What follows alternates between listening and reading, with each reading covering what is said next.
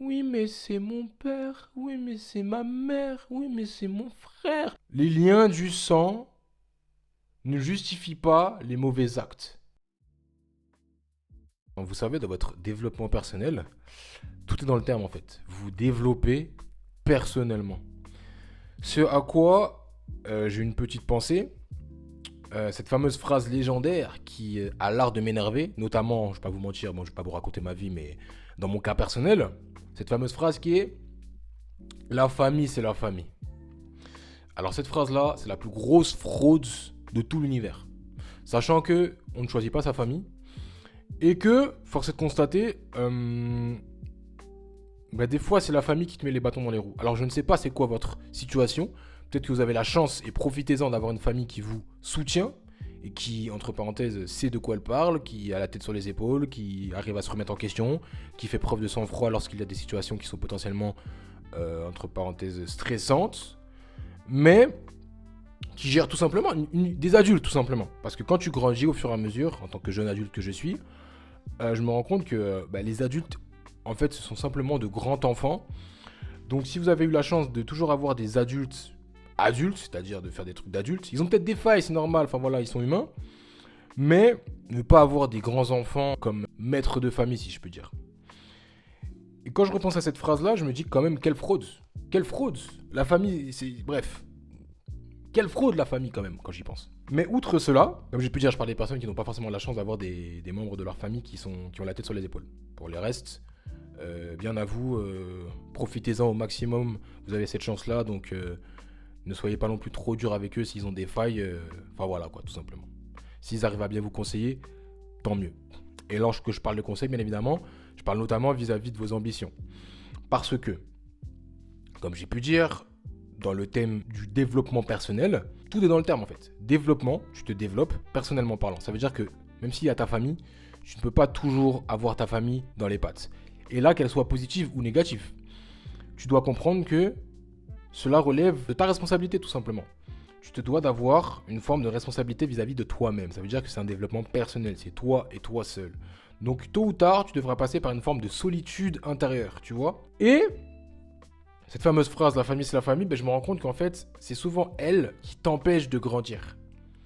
Parce que tu dépends d'elle. Parce qu'à chaque fois, toute ta vie, en fait, t'es en mode ah ben tiens, il y a un tel qui a ci, ah il y a un tel qui a ça. En fait, il ne peut pas y avoir de développement personnel si on ne se retrouve pas dans ce côté personnel.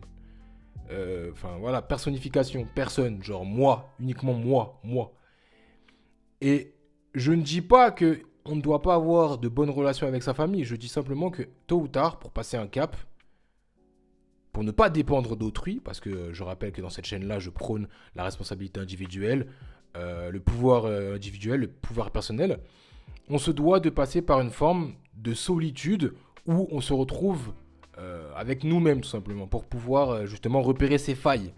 Parce que c'est ça le truc, c'est que cette fameuse phrase, qui est presque un adage, qui se retranscrit de génération en génération, la famille c'est la famille et tout, avec des traditions, tout ça et tout, aura tendance à faire en sorte que de génération en génération, on reproduit les mêmes erreurs.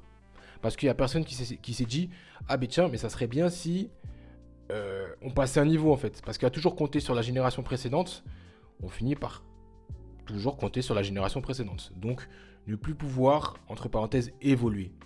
J'aime bien ce rapport-là, mais avec la nature, le concept d'évolution, le concept d'héritage, de ce côté un peu transgénérationnel où on te donne quelque chose et toi tu dois faire mieux. Le truc c'est qu'à toujours regarder le passé, à toujours écouter les anciens par rapport à une autre vie, notamment dans un monde où la technologie est présente, où il n'y a même pas 50 ans, c'est un autre monde par rapport à ce qu'il y a aujourd'hui. Donc il n'est pas forcément sain. On peut prendre les bases, parce que les bases, ce sont les bases.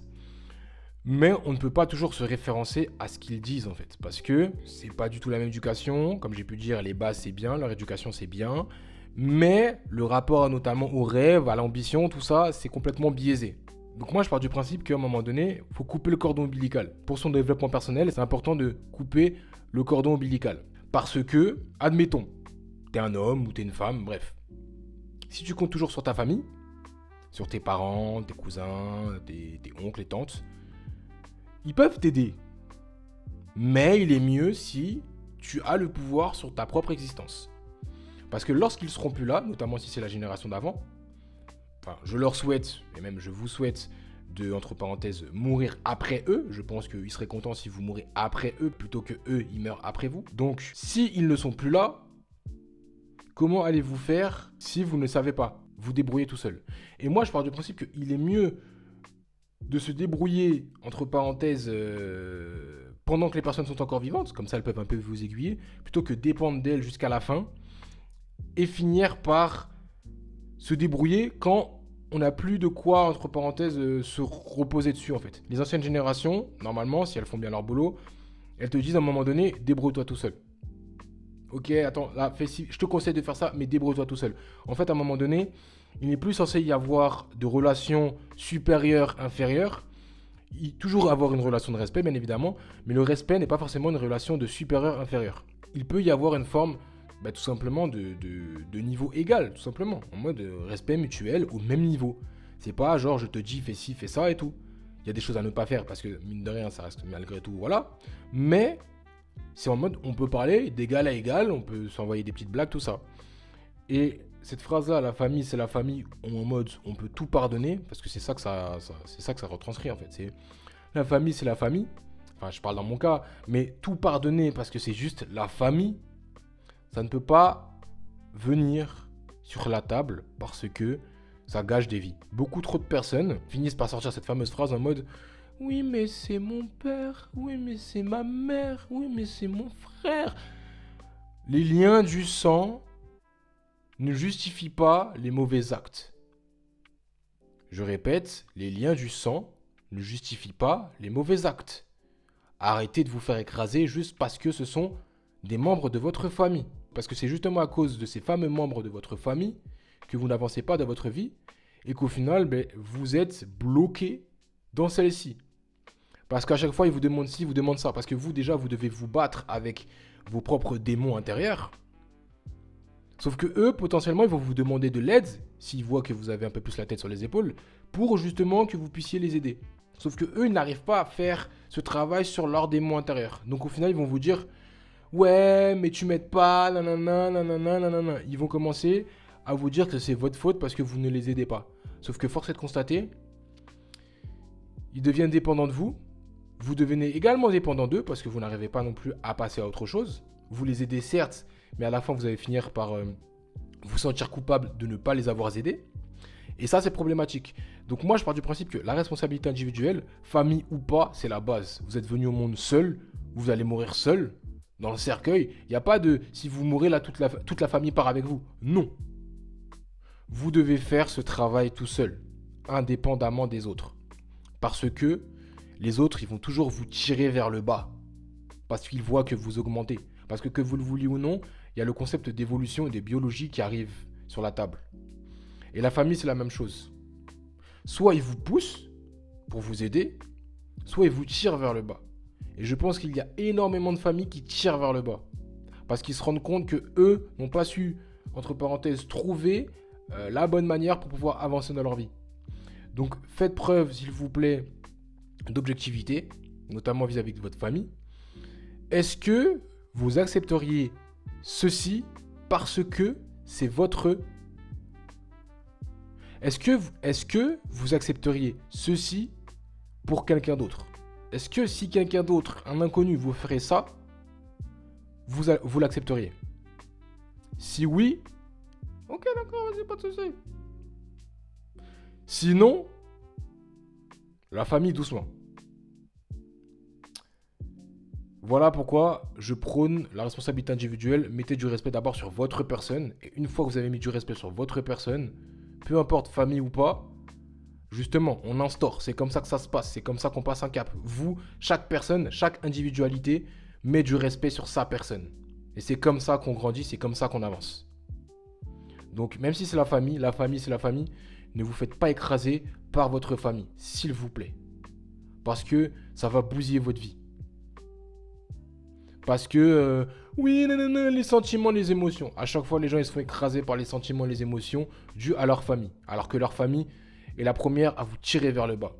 Parce qu'eux, ils ne savent pas tout. Admettons, ils veulent être riches. Admettons, ils veulent être riches. Oui, fais ci, fais ça, les diplômes, les diplômes.